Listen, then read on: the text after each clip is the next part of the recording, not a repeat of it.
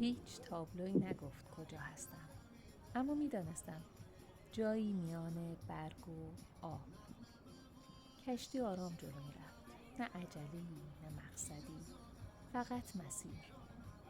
جنگل آوازی زمزمه میکرد از جنس باد. همه چیز انگار تصمیم گرفته بود کم کم خودش را نشان دهد. آواز محلی در صدای موتور گره خورده بود. آزاردهنده نبود، واضح هم نبود. درست به اندازه بود.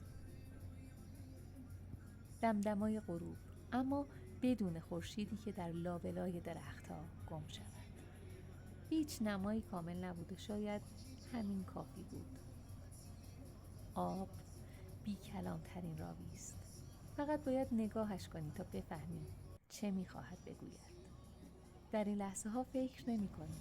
فقط هستی، مثل برگ، مثل دریاچه، مثل یک لحظه که هیچ وقت دوباره